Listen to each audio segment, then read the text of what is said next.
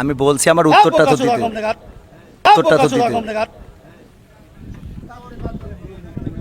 কোন জায়গায় কি বলতে জানি যাই বুকাতে কি লেগে বলে জানি যাই হাত বিহদাব কম নাগাদ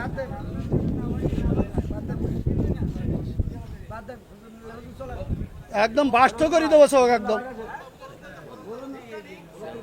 আজকে সাতক্ষীরায় যে চেয়ারম্যান, এই কলাঙ্গার চেয়ারম্যান কবির বিন সামাদ ভাইকে স্টেজে অপমান করেছে, এই কারণে সারা বাংলাদেশের সব আলেম কিন্তু আজকে ফুঁসে গেছে। এরা ফুঁসেছে এমনি না, এরা প্রতিবাদ জানাচ্ছে তাদের ঈমান রক্ষার্থে। এই অন্যায়টা দেখেও যদি কেউ প্রতিবাদ না করে, বুঝতে হবে ঈমানের ভেতরে দুর্বলতা আছে। আর এখন আসেন তো, মাইক কেড়ে নেবেন, অনুমতি দেবেন না, কোন বাহাদুর বীর বাহাদুর আসেন, আপনার আমি মাইক ছেড়ে দিলাম, আসেন।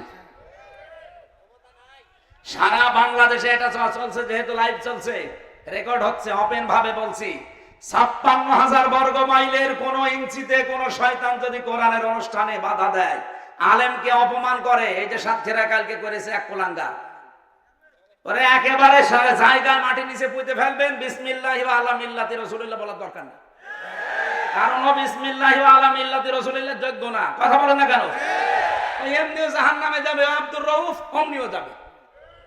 আলেমকে অপমান করার নবীকে অপমান করার সমান। কথা বলেন না কেন? আপনাদের কপালে 15.5 বছরে এমনি আগুন লাগে নাই, বহু আলেমকে অপমান করেছে। কি গালি দিত রিমান্ডে, আমার মা বাপ তুলি গালি দিত। কি করেছি আমি এত?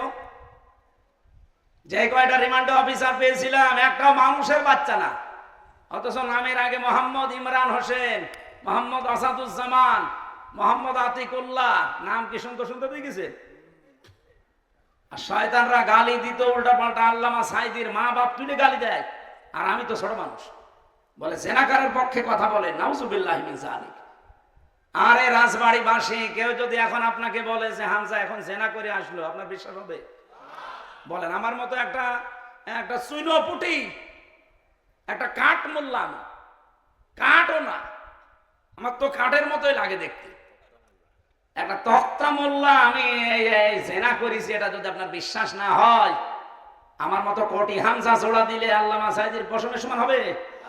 আর তার নামে আপনারা জেনার মামলা দিয়েছেন, এমনি আল্লাহ আপনাদের ধরেছে, এই কারণে ধরেছে।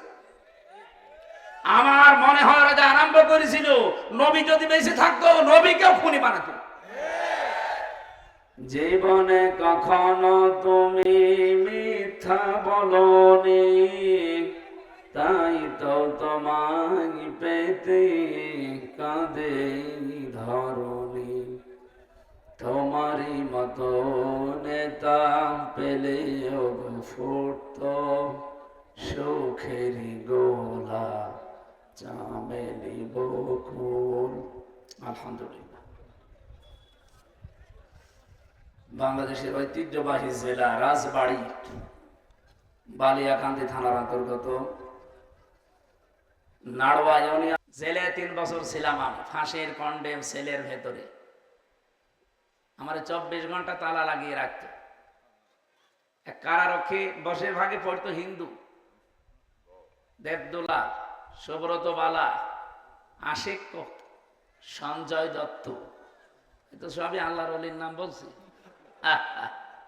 এদের আচরণও এরকম কড়া, অত এমনি আলেম সালেম বসে না, আর হুজুর দেখলে ওরা আরো খেপে যায়। ওনার একদিন বললাম যে প্রতিদিন এই যে তালা লাগিয়ে রাখেন 24 ঘন্টা, একটা বই মই দিতে পারেন না, একটু পড়ি। ওরে আল্লাহ বই নিয়ে এসেছে বঙ্গবন্ধুর আত্মজীবনী, এই বই পড়ি কি করবাম? না হুজুর, এর ভেতরে জ্ঞান আছে। কারণ বই নেই, সারাদিন তালা লাগানো, কি করবো? ওইটাই পড়ি। এক কথা কয়বার পড়া যায়? ভালো বই নিয়ে আসেন তো। অনেক পরে দেখি বই নিয়ে এসেছে বঙ্গবন্ধুর ছেলেবেলা, যার বই পান না। লাইব্রেরিতে এবার নতুন বই এসেছে বঙ্গবন্ধু কর্নারে, আপনি নিয়ে আসেন। 3য় সপ্তাহে দেখি নিয়ে এসেছে বঙ্গবন্ধুর চীন সফর। আরে শয়তান, যা বলি সব ওইদিকে নিয়ে যা। কোরআন হাদিসের বই তো আপনি বুঝবেন না। আপনি এটিএম আজহারুল ইসলামের কাছে যান, হিমেল বিল্ডিং এ থাকে, যে বলবেন হামজা বইছিস, আল্লাহর ইশারা একজন মুসলমান কারারক্ষীকে দিয়ে উনি 2টা তাফসির পাঠিয়েছিল, ফি জিলালিল কোরআন, তাফহিমুল কোরআন। আল্লাহর এই মজলুম বান্দাটা এখনো পর্যন্ত জালেমের কারাগারে। যে মামলা দিয়েছিল সে পালিয়েছে, মামলার আয়ও পালিয়েছে, বিচারপতি পালিয়েছে, সবচেয়ে বড় জালেম যেটা সেটা পালিয়েছে। এই মাজলুম মানুষটা জেলে থাকবে কোন কারণে? এখন যারা দায়িত্বে আছে খালি বাঙালিকে হাইকোর্ট দেখান, যেদিন বিচারপতি আসেনি এদিন কঠিন রায় হবে, ঝামেলা কি, সমস্যা কি? বাংলাদেশে যত বড় বড় মানুষকে বের করে দিলেন, নাম বললে মুখ খোলাবেন না। হ্যাঁ, রাজনৈতিক দর্শন আপনার সাথে আমার মেলে না, এটা আলাদা বিষয়, কিন্তু মাজলুম মানুষ একটা। এটিএম আজহারুল ইসলাম বাংলাদেশের সবচাইতে বড় মাজলুম এখন। 6 মে আপনি রায় দেওয়ার কথা জানিয়েছেন, এবার কিন্তু আর হাইকোর্ট দেখাবেন না। আমরা চাই 6 মে আজলার এই মাজলুম বান্দা বাইরে চলে আসুক। এই কারা চান দেখি? দেখেন তো, হাত তোলেনি কে? হ্যাঁ, এটা রেকর্ড হচ্ছে। আলহামদুলিল্লাহ। আমি দল বেদল বুঝি না, ওনার কাছে থেকে আমি 3টা বছরে অনেক কিছু পেয়েছি। লোকটার ভেতরে ইখলাস আছে, তাওয়াক্কুল আছে আল্লাহর প্রতি। আমারে মাঝে মাঝে বলতো, হামজা দোয়া করবা আল্লাহ যেন আমার ইমান থেকে না সরিয়ে দেয়। কারণ এখানে আসার পরে এই 13 বছরে বহু মানুষকে দেখেছি ইমান পর্যন্ত ঠিক রাখতে পারে না। কারণ এটা জেলখানা, এটা দুনিয়ার জাহান্নাম। এখানে টিকে থাকা খুব কঠিন। শয়তান তো ধোঁকা দেয়, মন থেকেও ধোঁকা আসে। এরকম কঠিন অবস্থায় কত আলেমকে আমি, এই যে হেফাজত ইসলাম বাংলাদেশ, এখানে 76 জন আলেম আমার সাথে ছিল। কত মানুষ কত উল্টাপাল্টা ধারণা পর্যন্ত শেষ পর্যন্ত করে ফেলিস, আর সহ্য হয় না। কারণ যোগাযোগ বিচ্ছিন্ন, 24 ঘন্টা তালা লাগানো। অন্যের সাথে যা আচরণ করে তার 100 ভাগ কড়াকড়ি করে আমাদের সাথে, খালি হুজুর। এই কারণে উনি আমার মাঝে মাঝে সেই কয়েকদিন দেখা হয়েছিল হাসপাতালে গিয়ে বলতো, হামজা দোয়া করবা আল্লাহ যেন ইমানের সাথে আমাকে এই দুনিয়ার জীবন ত্যাগ করার তৌফিক দেন। আর আমার সারা জীবনের আশা, সাধারণভাবে আমি মরতে চাই না। সাইদি সাহেব যে দোয়া করতো, আল্লাহুম্মা ইন্নী আসআলুকা শাহাদাতান ফি সাবিলিক, আমি ওইটা চাই। আমি শাহাদতের মরণ নিয়ে আল্লাহর সামনে দাঁড়াতে চাই। আমার সাথীরা সব শাহাদতের মরণ পেয়ে পেয়ে আল্লাহর কাছে দেখা করলো, আমি এখনো যেতে পারলাম না। আর এই মানুষগুলোর প্রতি খারাপ ধারণা করে কিছু কোলাঙ্গার, কি মানুষেরা। চাঁপাইনবাবগঞ্জে যার নাম বললাম, এই মহিলার স্বামী আছে একজন, আমি নাম নিলাম না। উনি সেদিন বক্তব্য দিতে গিয়ে জানিয়েছে যে যুদ্ধ অপরাধের এই বিচার হাসিনা যেটা আরম্ভ করেছিল এটা যেন বন্ধ করা না হয়, কন্টিনিউয়াস করা হয়। আপনি মানুষ, হাসিনা যা করেছে সব অবৈধ কাজ। একটা বৈধ কাজ দেখান। ও যতদিন ছিল ক্ষমতায় পুরাটাই অবৈধ। আমার 33 বছর বয়স এখন, 92 সালে আমার জন্ম। আমি যদি 18 বছর থেকে ভোট দেওয়া আরম্ভ করতাম, আমি 3 বার ভোট দিতে পারতাম, একবারও পারি না। আমি না একবার জেলে ছিলাম, মাফ করে দিলাম, বাকি 2 বার। বলেন, আমি কার কাছে জিজ্ঞাসা করবো? আমি নিজেই তো ভিকটিম। সুতরাং এদেশে ভোট হয়নি। এতদিন যারা ছিল পোড়াটা ছিল অবৈধভাবে। আর এখন ওখানে বসে বসে কাজ কাম তো নেই, কি করবে? এখন উল্টা পাল্টা কথা ছড়ায়, বিশ্বের মডলদের কাছে বলছে আমি নির্বাচিত ছিলাম, আমাকে উৎখাত করা হয়েছে। আপনি এমন মিথ্যা কথা একটা হাসি মানুষ বলতে পারলেন? আপনি নির্বাচিত ছিলেন, কে ভোট দিয়েছে আপনাকে? আমি নিজেই তো দেইনি। এখানে আবার একটা আয়াত মনে পড়ছে, সূরা আলাম নাসরার, বলবো? এটা আমার আশার বাণী সঞ্চার করে। আল্লাহ রাব্বুল আলামিন বলেন, ফাইন্না মা'আল উসরি ইসরান, ইন্না মা'আল উসরি ইসরা। শব্দের দিকে খেয়াল করেন। আল্লাহ উসরুন দেওয়ার আগে আলিফ লাম দিয়ে তার আগে মা দিয়েছেন, এর আগে আবার ইন্না দেওয়া আছে, এর আগে ফা আছে। আমি চিন্তা করেছিলাম আয়াতটা নিয়ে, এটা তাফসিরে ফি জিলালিল কোরআন টিকায় পাবেন। সাইয়্যিদ কুতুব রহমাতুল্লাহ আলাইহি ব্যাখ্যা দিতে গিয়ে লিখেছেন, আল্লাহ পাক কেন উসরুন শব্দের আগে আলিফ লাম দিয়ে নির্দিষ্ট করে দিলেন এটা মারেফা, কিন্তু ইসরা এটা আগে আলিফ লাম নেই, এটা অনির্দিষ্ট না কেরা করলেন কেন? মুফাসসির বলেন, দুনিয়াতে কেউ যদি একটা কষ্ট সহ্য করে একটা কষ্ট যদি দুনিয়ায় কেউ পায়, তিনটা কারণে মাস্ট বি, এজন্য আল্লাহ ইন্না দিয়েছেন, অবশ্যই তাকে আমার আল্লাহ কমপক্ষে 10 থেকে 70টা সুখ দুনিয়া আখিরাতে মিলে ভোগ করাবে। আপনারা সহজে না বুঝলেও আলেমরা বুঝে ফেলেছে। আপনি কষ্ট পেলেই শান্তি পাবেন 70টা না, কষ্ট পাওয়া লাগবে 3 কারণে। কষ্ট তো হাসিনাও পেয়েছিল যাওয়ার দিন, এ পায়নি? কি কন্দন দেখেছেন, মনে হচ্ছে স্বামী মরে গেছে।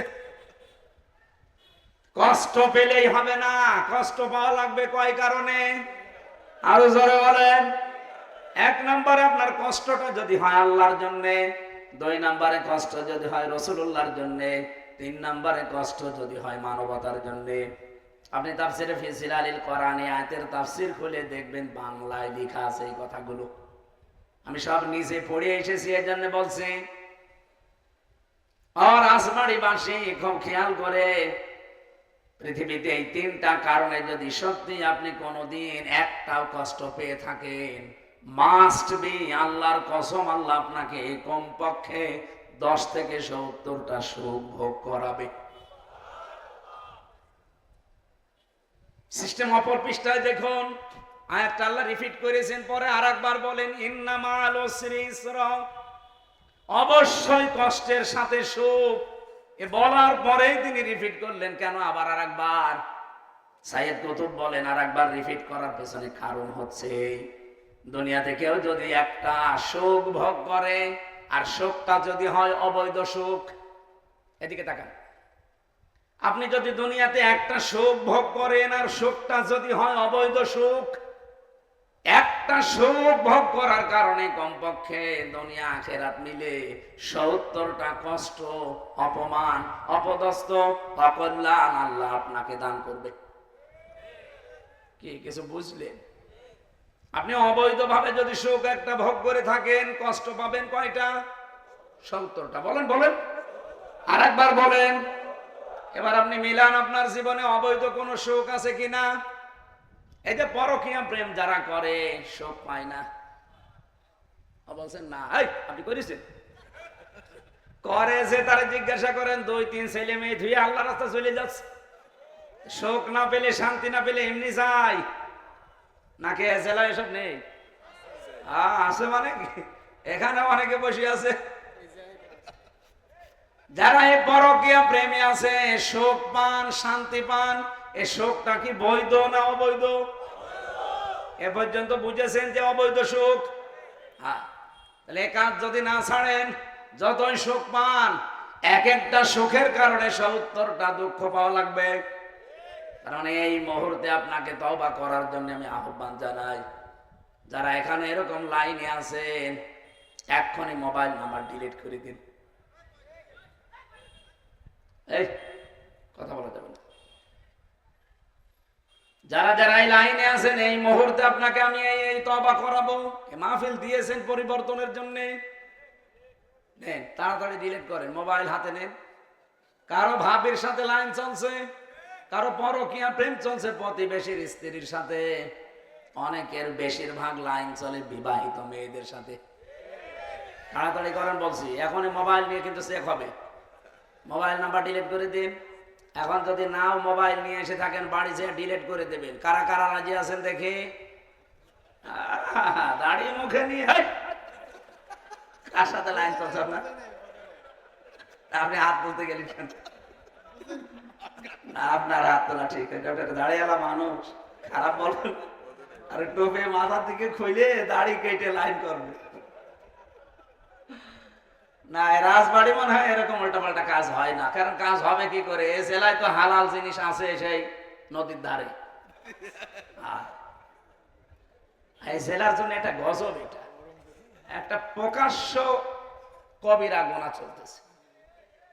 জেলার জন্য আমার মনে হয় একটা গজব এটা। আল্লাহ আর কোন জেলা পাইল না। আমার জেলার জন্য একটা গজব আছে, এই লালনের মাজার। সারা পৃথিবীতে একটাই মাত্র জায়গা নিরাপদ গাঁজা খাওয়া, পুলিশ পাহারা দিয়ে গাঁজা খাওয়ায়।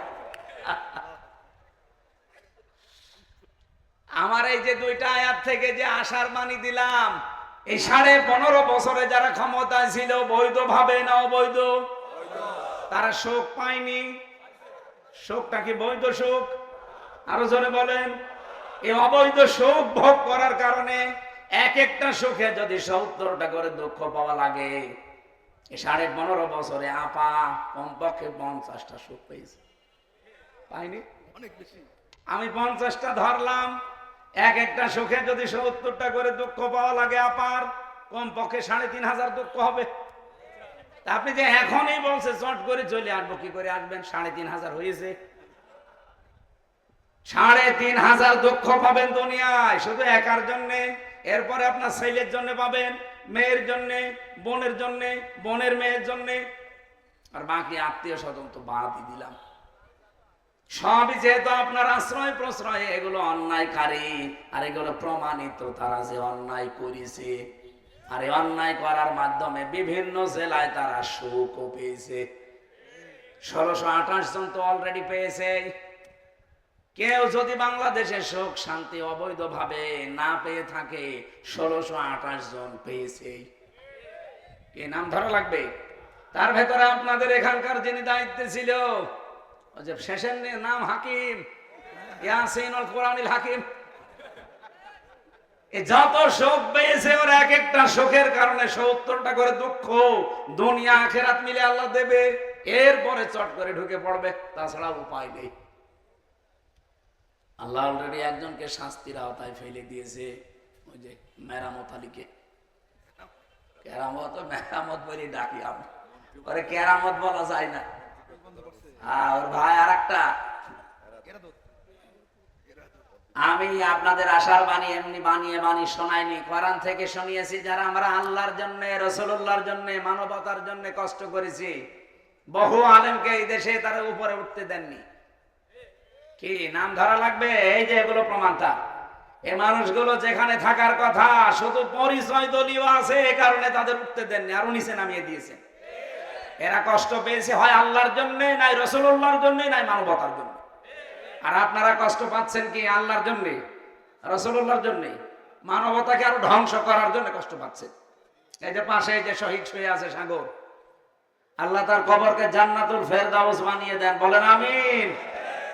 অনেক শয়তান এখন আর স্বীকার করতে চায় না, এখন তো পার হয়ে গেছে, বলে না ওরা শহীদ হয়নি। আরে শয়তান, শহীদ হয়নি মানে? 16 বছর ট্রাক লড়াতে পারোনি বালু, তখন ফতোয়া দাওনি, আর এখন বাড়ি থেকে বের হতে পারো, লজ্জা লাগে না? আমার নিজেরও তো লজ্জা লাগে। আগস্টের 5 তারিখের আগে রাজবাড়িতে বালিয়াকান্তে আমি আসবো কল্পনাও ছিল না আমার। কি কথা বলছেন এখন? আর এখন আসেন তো মাইক কেড়ে নেবেন, অনুমতি দেবেন না, কোন বাহাদুর বীর বাহাদুর আসেন। আপনার আমি মাইক ছেড়ে দিলাম, আসেন। সারা বাংলাদেশে এটা চলছে, যেহেতু লাইভ চলছে, রেকর্ড হচ্ছে, ওপেন ভাবে বলছি, 56,000 বর্গ মাইলের কোন ইঞ্চিতে কোন শয়তান যদি কোরআনের অনুষ্ঠানে বাধা দেয়, আলেমকে অপমান করে, এই যে সাতক্ষীরা কালকে করেছে এক কুলাঙ্গার, ওরে একেবারে জায়গায় মাটি নিচে পুঁতে ফেলবেন। বিসমিল্লাহি ওয়া আলা মিল্লাতি রাসূলিল্লাহ বলার দরকার নেই, কারণ বিসমিল্লাহি ওয়া আলা মিল্লাতি রাসূলিল্লাহ যোগ্য না। কথা বলেন না কেন? এমনিও জাহান্নামে যাবে, আব্দুর রউফ অমনিও যাবে। আলেমকে অপমান করার নবীকে অপমান করার সমান। কথা বলেন না কেন? আপনাদের কপালে 15.5 বছরে এমনি আগুন লাগে নাই, বহু আলেমকে অপমান করেছে। কি গালি দিত রিমান্ডে, আমার মা বাপ তুলি গালি দিত। কি করেছি আমি এত? যে কয়টা রিমান্ডে অফিসার পেয়েছিলাম, একটাও মানুষের বাচ্চা না, অথচ নামের আগে মোহাম্মদ ইমরান হোসেন, মোহাম্মদ আসাদুজ্জামান, মোহাম্মদ আতিকুল্লাহ, নাম কি সুন্দর সুন্দর দেখেছে। আর শয়তানরা গালি দিত উল্টা পাল্টা, আল্লামা সাইদির মা বাপ তুলে গালি দেয়, আর আমি তো ছোট মানুষ, বলে জেনাকারের পক্ষে কথা বলে, নাউজুবিল্লাহি মিন যালিক। আরে রাজবাড়িবাসী, কেউ যদি এখন আপনাকে বলে যে হামজা এখন জেনা করে আসলো, আপনার বিশ্বাস হবে? বলেন। আমার মতো একটা চুইনপুটি, একটা কাঠ মোল্লা, আমি কাঠও না, আমার তো কাঠের মতোই লাগে দেখতে, একটা তক্তা মোল্লা আমি জেনা করেছি, এটা যদি আপনার বিশ্বাস না হয়, আমার মতো কোটি হামজা জোড়া দিলে আল্লামা সাইদির পশমের সমান হবে? আর তার নামে আপনারা জেনার মামলা দিয়েছেন, এমনি আল্লাহ আপনাদের ধরেছে, এই কারণে ধরেছে। আমার মনে হয় ওরা যা আরম্ভ করেছিল, নবী যদি বেঁচে থাকতো নবীকেও খুনি বানাতো।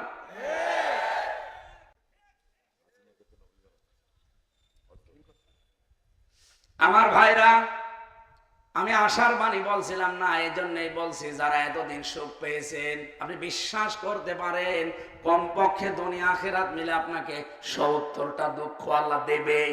যদি না দেয় তাহলে আয়াত কি করবেন করেন, ফাইন্না মাআল উসরি ইসরা, ইন্না মাআল উসরি ইসরা। এমনি এমনি কোনো জিনিসে গ্যারান্টি দেয় না। দেখেছেন, ইন্না লাগিয়ে দিয়েছেন মার আগে, অবশ্যই কষ্টের সাথে সুখ মিশিয়ে রেখেছি, তাও একটা দুইটা না। এই জন্য ইসরার আগে আলিফ লাম নেই। আমি আয়াতের আগে বহুবার পড়েছি, কিন্তু একটু চিন্তা করে পড়ে দেখছি আল্লাহ তো আমাদের পক্ষে। কারণ এই দেশে যারা একটা করে আমরা কষ্ট ভোগ করেছি এতদিন, আল্লাহ অবশ্যই আমাদেরকে 70টা করে শান্তি ভোগ করাবে। আর বাংলার 96% মুসলমান আমরা সর্বোচ্চ শান্তি সুখ পাবো ওই দিন যেদিন 56,000 বর্গ মাইল কোরআন দিয়ে চলছে। এক কথা বলেন, আমরা চাই না এটা দিয়ে বাংলাদেশ চলুক। কারা কারা দেখতে চান? লিল্লাহি তাকবীর। শুধু না না না, ঠিক আছে,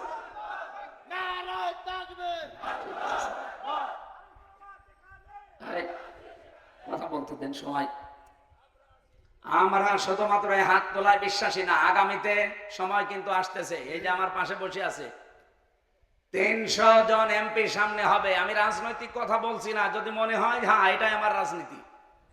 300 জন এমপি সামনে যাবে, এর মধ্যে 151 জন যদি কোরআনে কারিম বুকের ভেতরে নিয়ে সংসদে যেতে পারে, আমি গ্যারান্টি দিচ্ছি সংসদের প্রথম অধিবেশনে এরকম মানুষগুলো বলবে যে মাননীয় স্পিকার, আমরা নামাজের বিল চাই।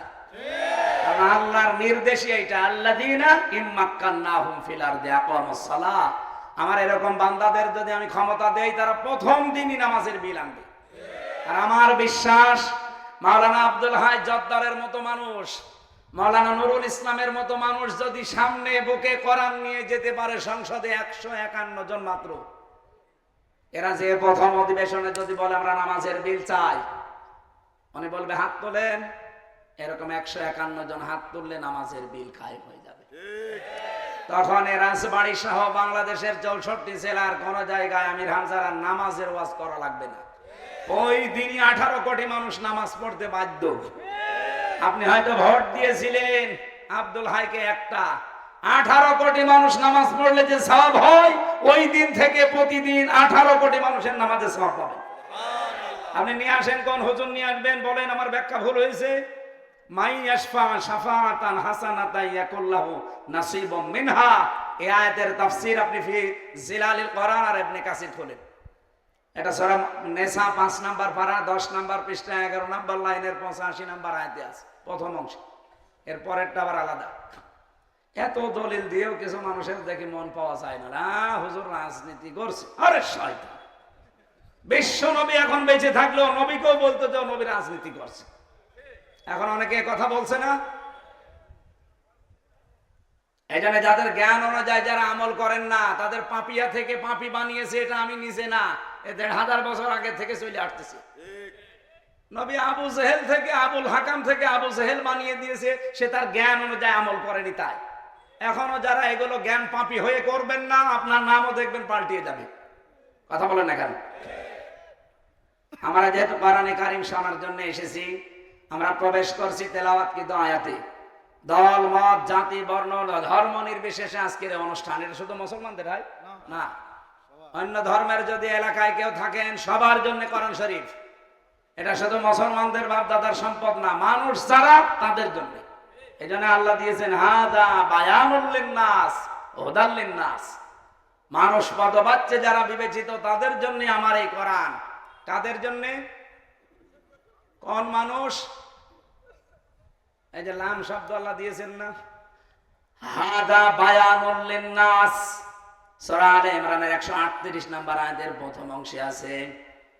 আমি তাফসীরে বাইসাবিতে এই লাম নিয়ে চিন্তা করে দেখেছিলাম আল্লাহ লাম কেন দিলেন। দেখি 13টা অর্থ লেখা আছে। লাম ব্যবহার করা হয় আরবি গ্রামার অনুযায়ী 13টা অর্থে। এখানে যে লাম এসেছে জীবিত মানুষদেরকে উদ্দেশ্য করার জন্য। আল্লাহ পাক বলেন আমি কোরআন নাজিল করেছি। এই বায়ান, এই বক্তব্য কাদের জন্য জানো? মানুষের জন্য। কোন মানুষ? জীবিত মানুষ। কিন্তু দুঃখজনক হলেও সত্য, 15.5 বছরে জীবিত মানুষদেরকে কোরআন শোনানো বড় কঠিন হয়ে গিয়েছিল। জীবিত মানুষদের সামনে কোরআনের কথা বলতে গেলে 14 জায়গা অনুমতি লাগতো। এক কথা বলছেন এখন? এখন লাগে। কিয়ামত পর্যন্ত বাংলাদেশ আর লাগবে না ইনশাআল্লাহ।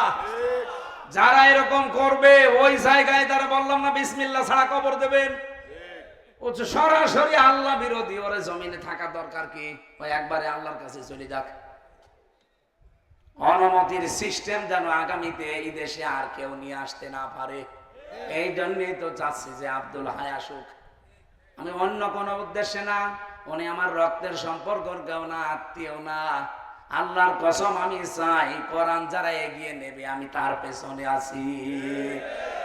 আর আমাদের হতাশ হওয়ার কোনো কারণ নেই, ভয় পাওয়ারও কোনো কারণ নেই। অনেকে এখনো ভয়ে আছে, হতাশা না, কোনো হতাশা নেই। এর আয়াতের পরবর্তী শব্দ দেখেন, সূরা আলে ইমরান 139 নম্বর আয়াতে আমি আলেমদেরকে বলছি এবার, ওয়ালা তাহিনু ওয়ালা তাহজানু ওয়া আনতুমুল আ'লাউনা ইন কুনতুম মুমিনিন। আল্লাহ বলেন ভয় পাবে না, হীনমন্য হবে না, ভেঙে পড়বে না, সাহস হারাবে না এবং চিন্তাও করবে না। তোমরাই বিজয়ী হবে যদি মুমিন হতে পারো। আয়াতটা পড়ার পর আমি চিন্তা করেছিলাম আল্লাহ কিন্তু আরবি গ্রামার বা বালাগাত মানতিক অনুযায়ী আয়াতটা মেলে নাই, এটা ভুল। কি যারা আলেম আছে জিজ্ঞাসা করেন তো আয়াতটা ঠিক আছে কিনা, আরবি গ্রামার অনুযায়ী মেলছে না। ওয়া আনতুম আ'লাউনা হওয়ার কথা ছিল, আ'লাউনার আগে আলিফ লাম দিলেন কেন? মুবতাদা যদি মারিফা হয় খবর হবে নাকেরা, এটা আরবি গ্রামারের নিয়ম।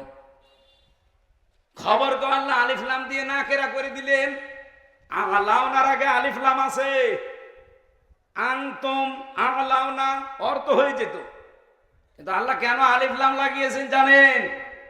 এটাও বাইজাবিতে আছে, মুফাসসির লিখেছেন ইফিদুল হাসরা, হাসরা খবর যদি মারিফা হয়ে যায় তাহলে হসরের ফায়দা দেয় এবং বাংলা অর্থ আসে হবে, শেষে হসাই আছে। আল্লাহ বোঝাতে চেয়েছেন চিন্তা করবা না, ভয় করবা না, মানে দুশ্চিন্তাও করবা না, বিজয়ী তোমরাই হবে, বিজয়ী তোমরাই হবে। গ্যারান্টি দিচ্ছে কে? এই জন্য কোনো চিন্তা নেই, কোনো ভয় পাবেন না।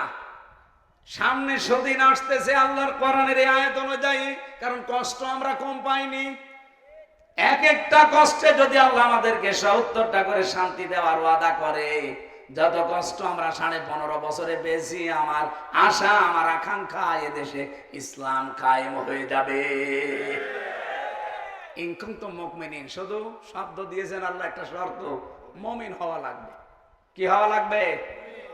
আরে ভাই হাজার হাজার লাগবে না, বদরের ময়দানের মতো মাত্র 313 জন ইন কুনতুম মুমিনিন হয়ে দেখান। সামনে আল্লাহর ওয়াদা, ওয়াদাল্লাহুল্লাযীনা আমানু মিনকুম ওয়া আমিলুস সালিহাত লা ইস্তাখলিফান্নাহুম ফিল আরদ কামা ইস্তাখলাফাল্লাযীনা মিন ক্বাবলিহিম। সূরা নূরের 55 নম্বর আয়াত, 18 নম্বর পারার 16 নম্বর পৃষ্ঠা 4 নম্বর লাইন আছে। আল্লাহ বলেন আমি তোমাদের সাথে ওয়াদা করছি যারা ঈমান আনবে আর আমলে সালেহ করবে। আমলে সালেহ মানে আমি তো এটাই জানতাম, এখানে যারা আছে আমরা এটাই জানি। আধুনিক ভাবে ব্যাখ্যা করছে যারা, আধুনিক মুফাসসিররা বলছে সালেহ মানে শুধু নেক কাজ নয়, সালেহ মানে যোগ্য। আপনাকে যোগ্যতা সম্পন্ন হওয়া লাগবে। অতীতে আমার আল্লাহ জানে লা ইস্তাখলিফান্নাহুম লামে তাকিদে নুনে সাকিলা দিয়েছেন, অবশ্যই আমি তোমাদেরকে শাসন ক্ষমতা জমিনে দেব যেমন পূর্বে যারা চলে গেছে তাদের দিয়েছিলাম। এ গ্যারান্টি কার? কি বললেন? শর্ত দুইটাই, যদি ঈমান আনতে পারো আর আমলে সালেহ করতে পারো। এই বাংলাদেশে সামনে আল্লাহ সিয়ারে আয়াত অনুযায়ী তাদেরকেই দেবে যারা সত্যিকারের ঈমানদার এবং ঈমান অনুযায়ী যারা আমলে সালেহ যোগ্য হয়ে গড়ে উঠবে। আর আমার এই ছোট মাথা দিয়ে, এই দুইটা চোখ দিয়ে বাংলাদেশ সহ কোন জায়গা তো আমার বাদ নেই দেখতেছি। এই দেশে আমার যতটুকু অবজারভেশন, যতটুকু আমি চিন্তাশীল, আমি চিন্তা ভাবনা করে মিলিয়েছি, আপনি রাগ করলেও আমি বলছি বাংলাদেশ জামাত ইসলামী, ইসলামী ছাত্র শিবির, ইসলামী ছাত্রী সংস্থা, এরা যেভাবে যোগ্য হয়ে নিজেদেরকে জায়গা মতো নিয়ে যাচ্ছে বাংলায়, অন্য কোন দলে এটা আমি পাইনি। আপনি যদি পান তাহলে বলেন, আমি সেখানে যাব, দেখান। এদের যে 9টা প্রতিদিন পয়েন্ট লেখা লাগে, কয়টা আয়াত পড়েছেন, বুঝে পড়েছেন না আন্দাজে পড়েছেন তাও লেখা লাগবে, কয়টা হাদিস পড়েছেন, কয় পৃষ্ঠা ইসলামী সাহিত্য পড়েছেন, ওটার নাম্বার সহ লেখা লাগবে। নামাজ কি একা একা পড়েছেন না জামাতে পড়েছেন লেখা লাগবে। শুধু লিখে শেষ না, 1 মাস পরে এটা দেখানো লাগবে।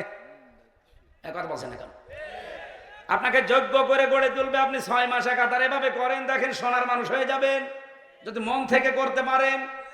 লোক দেখানোর জন্য না, আল্লাহর কসম 6 মাস আপনি একটু করে দেখেন। যেদিন আমি শপথে ইন্না সালাতি ওয়া নুসুকি আমির জামাতের কাছে পড়েছিলাম, এই আয়াত আমি সেই ছোটবেলা থেকে পড়ি, কিছুই হয়নি। কিন্তু 2024-এর অক্টোবরের 13 তারিখে আয়াতটা ওনার হাতে পড়ার পরে আমার জীবন আল্লাহ পাল্টিয়ে দিয়েছে। কারণ আমার এই পড়ার আগের পড়া এক ছিল না। কুল ইন্না সালাতি ওয়া নুসুকি ওয়া মাহইয়ায়া ওয়া মামাতি লিল্লাহি রাব্বিল আলামিন, এইটা পড়ে আপনাকে শপথ দেয় না? এই জেলায় নেই সব?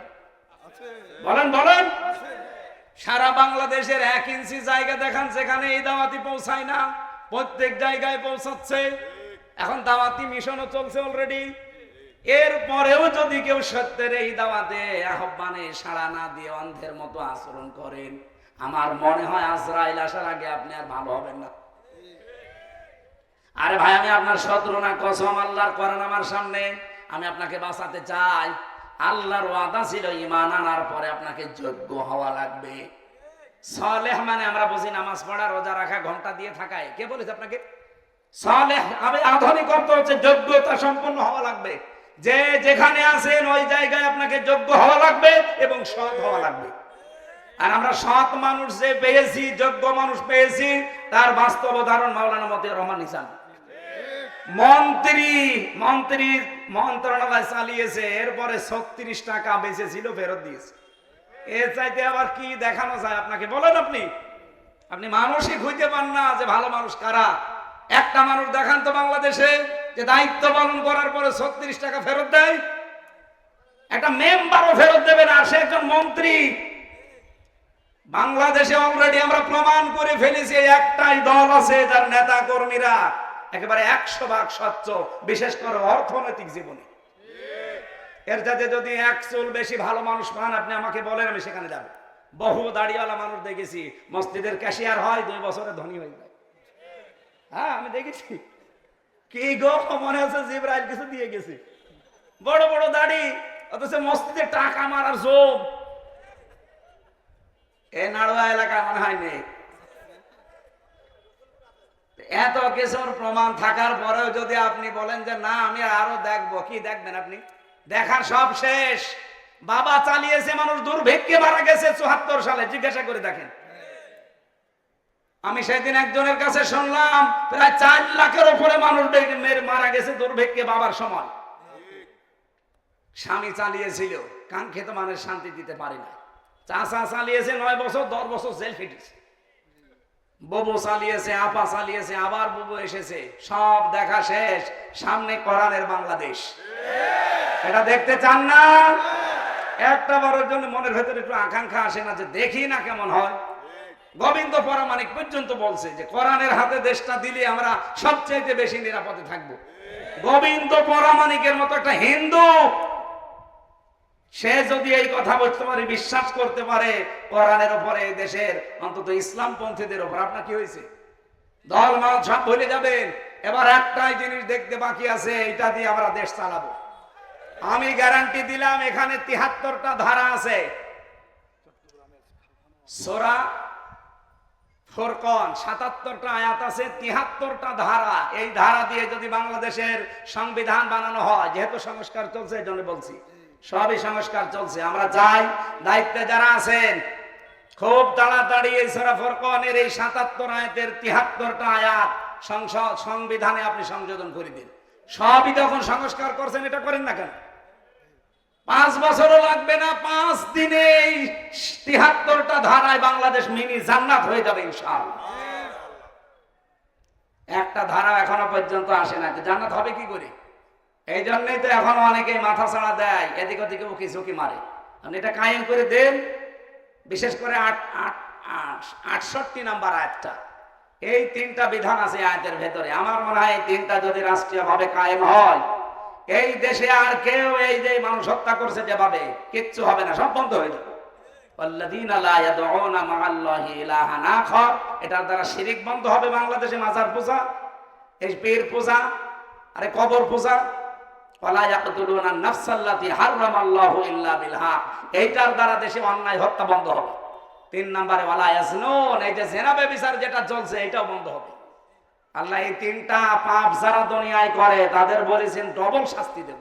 ইউদাফ লাহুল আযাব ইয়াউমাল কিয়ামাহ ওয়া ইয়াখলুদু ফীহি মুহানা। আল্লাহ আমাদের হেফাজত করুন এবং আমাদের আশা এই 73টা ধারা যেন বাংলার সংবিধানে সংযোজন করা হয়। এটা শুধু আমার একা দাবি না, আপনি এখানে জিজ্ঞাসা করে দেখেন, 100 জনের 100 জন মানুষ বলবে আমরা এই ধারাগুলো চাই। আপনারা চান না? এটা রেকর্ড হয়ে যেন পর্যন্ত চলে যায়। আমার ভাইরা, যেহেতু মুমিন হওয়ার জন্য আমার আল্লাহ জানিয়েছেন, আর মুমিন হতে হলে প্রবেশ করা লাগে একটা জায়গায়, সে আয়াতে আমরা পড়েছি সূরা বাকারার 208 নম্বর আয়াত। উসুলে তাফসিরের মূল নীতি আছে, আমি তাফসিরে বাইজাবিতে পড়েছি 15টা। একটা একটা করে বলতে গেলে আমরা 11টা পর্যন্ত কথা বলতে চাই।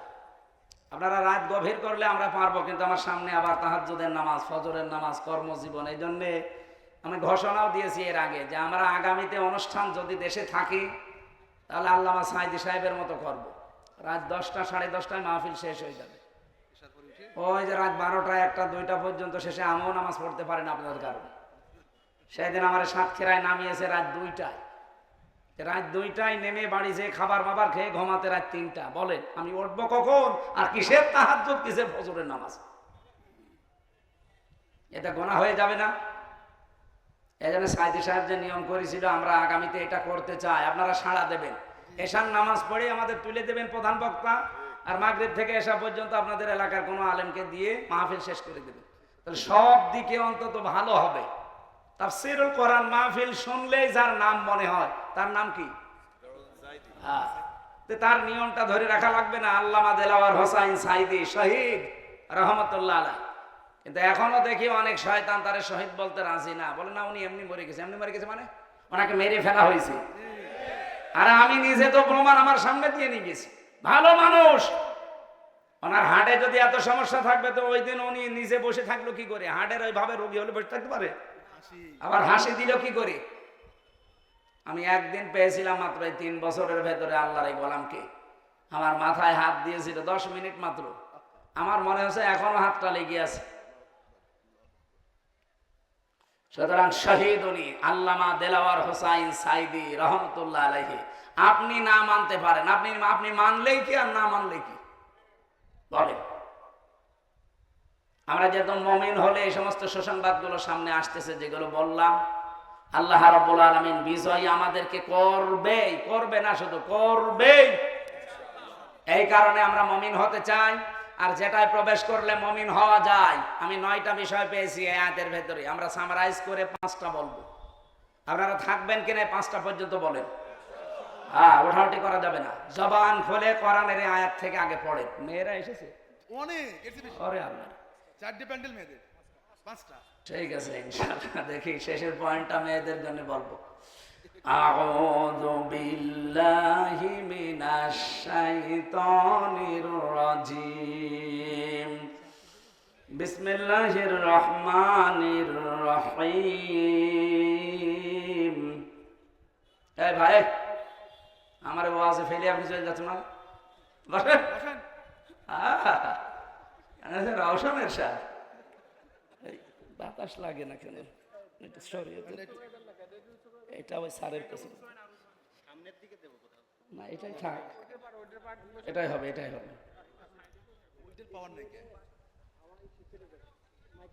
ফ্যান গুলো হয়ে গেছে সে রসুনের স্বাদের মতো, জীবন যৌবন সব শেষ।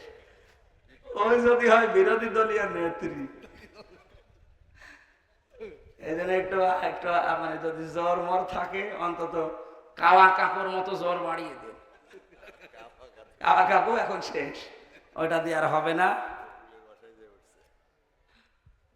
সূরা বাকারার 208 নম্বর আয়াতে উসুলে তাফসীরের মূল নীতি অনুযায়ী আমরা আরম্ভ করছি। দেখি কয়টা পয়েন্ট বলা যায়। 1 নম্বরে আমরা তেলাওয়াত করলাম, শুদ্ধ তেলাওয়াত, এরপরে বাংলা অর্থ বলবো। হে ইমানদারেরা তোমরা প্রবেশ করো, উদখুলু যেহেতু বহু বচন সবাই মিলে, ফিসসিলমি এখানে সালমন বা সিলমন, সিনের উপরে জবর দিলে হয় সালমন, বাংলা অর্থ হচ্ছে শান্তি। আর সিলমন জের দিয়ে পড়লে এর বাংলা অর্থ হয় ইসলাম। এখানে যেহেতু সিলমন আছে তার মানে ইসলাম শব্দ হবে। তোমরা ইসলামে প্রবেশ করো কেমন ভাবে? কাফা, পরিপূর্ণ ভাবে। আমি এবার ফি জিলালিল কোরআন থেকে বলছি। মুফাসসির সাইয়্যিদ কুতুব রাহমাতুল্লাহ আলাইহি লিখেছেন, কেউ যদি ইসলামে পরিপূর্ণ প্রবেশ করতে চায় তাহলে তার সিমটাম কি হবে? আপনি কি করে বুঝবেন যে আমি ইসলামে পরিপূর্ণ প্রবেশ করেছি?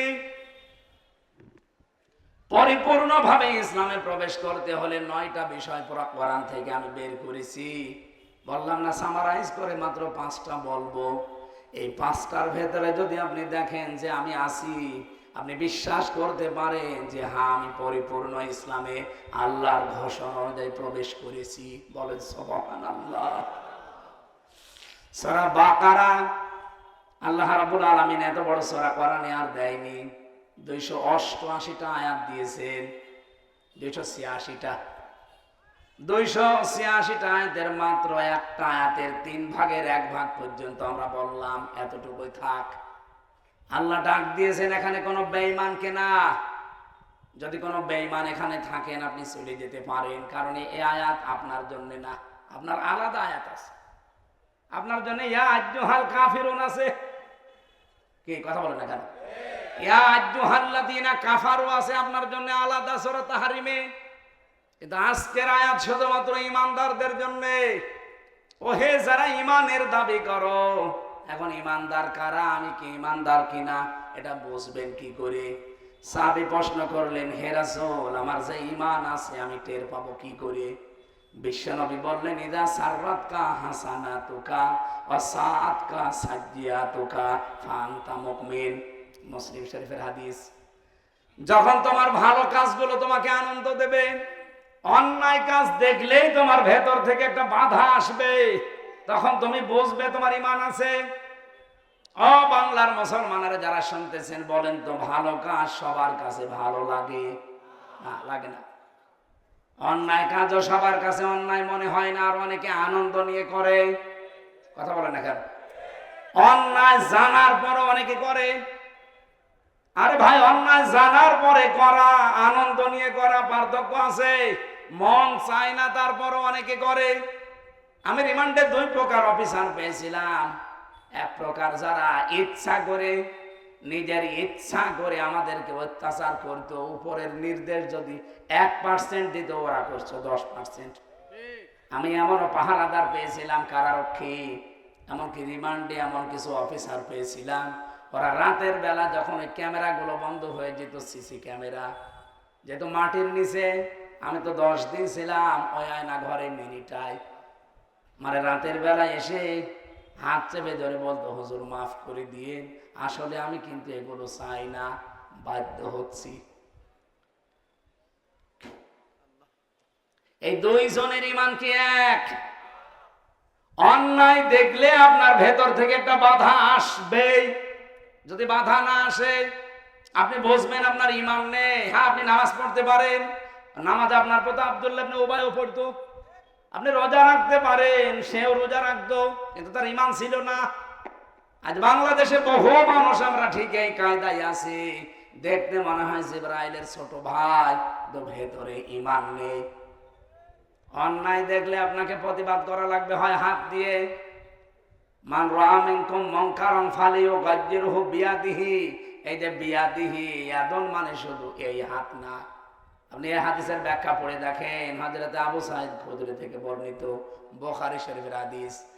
এই ইয়াদুনের ব্যাখ্যায় তিনি লিখেছেন, ইয়াদুন মানে এই হাত, ইয়াদুন মানে ক্ষমতার হাত, ইয়াদুন মানে পাওয়ার, ইয়াদুন মানে আইনের হাত, ইয়াদুন মানে প্রভাব প্রতিপত্তির হাত। যে যে হাতের অধিকারী সেইটা সে ব্যবহার করবে। যদি সে সেইটা অন্যায় দেখার পরেও ব্যবহার না করে তাহলে তার ঈমান নেই। দ্বিতীয় পয়েন্টে আসা লাগবে, সে যদি প্রতিবাদী হয়, হাতের দ্বারা পারে না, প্যারালাইজ হয়েছে হাতে, সেই ক্ষমতা নেই, তাহলে সে যেন প্রতিবাদ করে। আজকে সাতক্ষীরায় যে চেয়ারম্যান, এই কলাঙ্গার চেয়ারম্যান কবির বিন সামাদ ভাইকে স্টেজে অপমান করেছে, এই কারণে সারা বাংলাদেশের সব আলেম কিন্তু আজকে ফুঁসে গেছে। এরা ফুঁসেছে এমনি না, এরা প্রতিবাদ জানাচ্ছে তাদের ঈমান রক্ষার্থে। এই অন্যায়টা দেখেও যদি কেউ প্রতিবাদ না করে, বুঝতে হবে ঈমানের ভেতরে দুর্বলতা আছে। 3 নাম্বার পয়েন্টে ছিল, আপনি যদি এটাও না পারেন, অন্তত অন্তরে ঘৃণা করবেন আর পরিকল্পনা করবেন কি করে এই অন্যায়টা বন্ধ করা যায়। এটাও যদি আপনার ভেতরে না আসে, যে যা করছে করুক গা, লা ইলাহা ইল্লাল্লাহ, তাহলে আপনি বুঝবেন আপনার ঈমান নেই। কারণ আদাফুল ঈমান ইসমে তাফসিল, এটা এর চাইতে নিচে আর কোনো ঈমান নেই। এটা ঈমানের সর্বনিম্ন স্তর। এই যে 3টা বললাম ধাপে ধাপে, আপনি কোনটাতে আছে বলেন? অন্যায় দেখে এখন যেহেতু আগস্টের 5 তারিখের আগে নেই, এখন এপ্রিলের 24 তারিখ চলছে, কথা বলেন এখানে। আগামী আবার 2-2.5 মাস পরে কিন্তু আগস্ট আসতেছে। এই আগস্ট আসার আগে আমরা চাই এদেশের নিরপরাধ যারা এখনো পর্যন্ত বিনা কারণে হাসিনার বানানো জেলখানায় জেলে আছে, এই নিরপরাধ এই মাজলুম মানুষদেরকে মুক্ত জীবনে সবগুলো বের করে দেওয়া লাগবে। নয়তো আবার আগস্ট কায়েম হলে এখন যারা আরামে বসে চেয়ারে মসে তা দেখছেন, চেয়ারে থাকতে পারবেন না, সে যেই হোক। অনেকে আইনের চেয়ারে বসে সব বেআইনি কথা বলছে এখন, অথচ আগস্টের 5 তারিখের আগেও কিন্তু সে আইনের কথাই বলতো। এই কথা বলছেন, সংস্কৃতির নাম নিয়ে এমন মানুষকে দায়িত্ব দিয়েছে যে লোকটা সমকামী, নিজের স্ত্রীকে দিয়ে পর্যন্ত ওই কাজ করায়। 96% মুসলমানের দেশে এরকম একটা মানুষকে দায়িত্ব দেওয়া, আগস্টের 5 তারিখের আগে তো খুঁজে পাওয়া যায়নি। যে মানুষগুলো জীবন দিয়েছে একটা একটা করে খোঁজ নিয়ে দেখেন, সবগুলোই ছিল অধিকাংশ মুসলমানদের সন্তান। এজন্য আগামী আগস্ট আসার আগে নিজেকে সামলান, পরিবর্তন করেন, সংশোধন করেন। আমরা চাই না আবার আগামী আগস্ট এই বাংলাদেশে উল্টাপাল্টা আগস্ট ফিরে আসুক, কারণ আগস্ট আসলে একটা ঝামেলা। কথা বলেন না, আগস্টের 5 তারিখে মেয়ে শেষ, 15 তারিখে বাবা শেষ, আবার যদি আগস্টের কোনো তারিখ আসে, চেয়ারে আন্দাজে যারা বসে আছেন তারাও শেষ হয়ে যাবে। 64 জেলায় কম বেশি আমি যাচ্ছি, অবস্থা সবই কিন্তু এরকমই, সবাই ফুঁসে আছে। আপনারা আর কত তাল বাহানা করবেন এই মাজলুম মানুষটার সামনে? আমি নিজে ছিলাম, এই জন্য বারবার বলছি, আল্লাহর কসম লোকটাকে ছেড়ে দেওয়া লাগবে 6 তারিখে। যদি এরপরও তাল বাহানা করেন, আমির জামাত যে ঘোষণা দিয়েছিল স্বেচ্ছায় লক্ষ লক্ষ মানুষ নিয়ে আমি কারাবরণ করবো, আপনি জায়গা দেবেন কোথায়? সারা বাংলাদেশ মিলে যত কারাগার আছে মাত্র 1,10,000 মানুষ ধরে, এর যাতে মানুষ বেশি ধরে না, রাখবেন কোথায়? শেষে কিন্তু আবার আগস্টের 5 তারিখ চলে আসবে। এই জন্য নিজেরা যদি আরামে থাকতে চান, আমাদেরকেও স্বস্তিতে থাকতে দিতে চান, আশা করছি শুধু এটিএম আজহার না, যত নিরপরাধ মানুষ এই 15.5 বছরে বিনা কারণে মিথ্যা মামলায় মিথ্যা সাক্ষীর কারণে জীবন নষ্ট করছে, সবগুলোকে বের করে দেওয়া লাগবে। অনেক মানুষ এখনো পর্যন্ত, কালকেও একজন বলছিল না ওনার সাজা হয়ে গেছে এই জন্য ওনারা ছাড়া যাচ্ছে না। ওনার সাজা হওয়ার কারণে যদি ছাড়া না যায়, তারেক জিয়া 8 বছর সাজা ছিল, কি করে ছাড়লেন? ওনারে ছেড়ে দিয়েছেন, আমি দুঃখিত, আমি আরো আনন্দিত। ওনারা আগে আরো ছাড়ার দরকার ছিল, কারণ মিথ্যা মামলা। হ্যাঁ, বাবরকে 17 বছর পরে ছাড়লেন কোন কারণে? তারেক জিয়ার স্ত্রী ডাক্তার জোবাইদা রহমান 3 বছর সাজা হয়েছিল, ছাড়লেন কি করে? ম্যাডাম খালেদা জিয়া 6 বছর সাজা হয়েছিল, ছাড়লেন কি করে? আপনারা উল্টাপাল্টা ফতোয়া দেবেন না ভাই। আপনি তো ফতোয়া দেওয়ার যোগ্য না, আমি মুফতি, ফতোয়া আমি দেব। সুতরাং ফতোয়া উল্টাপাল্টা দেবেন না। ফতোয়া কিন্তু আমরা তৈরি করছি, ফতোয়ার কারখানা নিয়ে বসে আছি। জিজ্ঞাসা কর, ফতোয়ার কারখানা না আমরা? আপনি ফতোয়া দিচ্ছেন যে আমরা সাজা হয়ে গেছে, ছাড়া যাবে না, তাহলে এই যে যেগুলো ছাড়লেন ফতোয়া দেবেন এবার? নিজের বেলায় শোনোয়ালা, অন্যের বেলায় 2 আনা না। এই বৈষম্য ছিল, এই জন্যই তো 2732 জন মানুষ জীবন দিল। 34,000 মানুষ এখন হাসপাতালে পড়ে আছে বিভিন্ন জায়গায়। এরা খেলা করার জন্য জীবন দেয়নি। আবার যদি বাংলায় বলছি, বাঙালিকে হাইকোর্ট দেখাতে চেষ্টা করেন না, 6 তারিখের পর কিন্তু সামাল দিতে পারবেন না। কারণ আগস্টের 5 তারিখের আগের জরিপ দেখেন, এই দেশে 100 জনের মাত্র 15 জন বলতো আমরা এই দেশে ইসলাম চাই। তার ভেতরে আব্দুল হাই একজন। কি ওনারা জিজ্ঞাসা করেন চাইতো না? চাইতো। এখন এই যে এপ্রিলের 17 তারিখের একটা রিপোর্ট পেয়েছি, আজকে তো 24 তারিখ, 17 তারিখের রিপোর্টে এসেছে এই দেশের এখন 100 জনের 77 জন মানুষ বলছে আমরা এই দেশের রাষ্ট্রভাবে ইসলাম চাই। আর আমরা এগুলো বানিয়ে নিয়ে, এগুলো সব খ্রিস্টানরা বানিয়েছে রিপোর্ট। এমনি মোদির মাথা খারাপ হয়ে গেছে, দাদা তো পাগল হয়ে গেছে। 100 জনের 77 জন এমনি তো আর নম নম করছে না। সেদিন ইউনুসকে দেখে কি বলেছিল, বাবা নম, এমনি করে না। পেছনে কোনো কারণ আছে ভাই। আমরা আর একটু অ্যাক্টিভ হয়ে থাকি, দেখেন আমার মনে হয় দাদার ধুতিও খুলে যাবে। ধুতি পরে থাকে তো, ধুতিও খুলে যাবে। যেভাবে ব্যবসা বাণিজ্য চীনের সাথে, তুরস্কের সাথে, সৌদির সাথে, পাকিস্তানের সাথে আরম্ভ অলরেডি করেছে, ওরা না খেয়ে মরবে। ওদের এখনই যে অবস্থা, শুধু চীন বলেছে যে 1000 বেডের হাসপাতালগুলো বাংলাদেশে আমরা 8টা বানাবো, 8 বিভাগে। ওদের মাথা অলরেডি খারাপ হয়ে গেছে। করছে কি? কিচ্ছু লাগবে না, শুধু একটু একটু ছেড়ে দেন, আর এর সাথে কোরআনটা যোগ করে দেন, সোনায় সোহাগা হয়ে যাবে। ডক্টর মোহাম্মদ ইউনুস 2 নবীর নাম নিয়ে বসে আছে। যেহেতু 2 নবীর নাম, তো আমরা আপনার কাছে বড় আশা করি 2টা নবীর নাম নিয়ে আপনি আসেন, মোহাম্মদ একটা, ইউনুস একটা। সুতরাং 2 নামের মর্যাদা রাখেন। জীবনের শেষ খেলা একটা খেলে দেন, যে এই দেশে কোরআনের বিধান আমি যাওয়ার আগে কায়েম করে দিয়ে গেলাম। 92% এই দেশে যারা আছি আমরা, হিন্দু, খ্রিস্টান, বৌদ্ধ, মুসলিম, সব কৃতজ্ঞ থাকবে। এই কথা বলেন না কেন? এটা একটা দেখার আশা জাগে, সারা জীবনের আশা আমার, যে কোরআন দিয়ে কি করে চলছে দেশটা আমি যেন দেখে মরতে পারি। বলেন আমিন। কোরআনের পাখি যতগুলো স্বপ্ন দেখেছিল সবগুলো আল্লাহ দেখিয়েছে। উনি যে বলেছিল না যে এখান থেকে শুধু নাড়া দেওয়া হবে, দিল্লি পড়বে, তাই পড়েছে। খালি বলেছিল যে ইঁদুরের গর্ত পাবে না জালেমরা, তাই পাচ্ছে না। যেটা যেখান থেকে মুখ বের করছে কেরামত কাজীর মতো সেটা ধরা পড়ছে। উনি বলেছিল যে এই দেশে আমার আশা, আমার বিশ্বাস, কালেমার পতাকা পথ পথ করে উঠবে। উনি দেখতে পারেন নাই ওনার নায়েবে রাসূল আমরা আছি না? এই কথা বলেন না কেন? আমাদের স্বপ্ন এইটা, আমরা যেন চোখে দেখে যেতে পারি। বলেন আমিন। আমার কথা ছিল আমি আপনি ইসলামে পরিপূর্ণ প্রবেশ করেছি কিনা। আল্লাহ প্রথমে ডাক দিলেন ইমানদারকে। আর ইমানদার কারা? এই হাদিস দ্বারা প্রমাণিত। ভালো কাজ দেখলে আপনার ভালো লাগবে, অন্যায় দেখলে আপনার কাছে কষ্ট লাগবে। যদি লাগে তাহলে বুঝবেন আপনার ঈমান আছে, যদি না লাগে আপনি যত বড়ই বুজুর্গ দাবি করেন আপনার ঈমান নেই। অদখলো বহু বচন এইটা। আল্লাহ বলেন সবাই মিলে প্রবেশ করো ফিসসিলমি, ইসলামের মধ্যে কাফা, পরিপূর্ণভাবে। আল্লামা বাইজাবি রহমাতুল্লাহ আলাইহি, নাসিরউদ্দিন বাইজাবি উনি লিখেছেন, তুমি যে আল্লাহর ইসলামে পরিপূর্ণভাবে প্রবেশ করলে তার প্রথম প্রমাণ হচ্ছে আত্মসমর্পণ করা। তুমি যদি দেখো যে আমি আত্মসমর্পণ করেছি, তাহলে বুঝবে যে আমি ইসলামে প্রবেশ করলাম।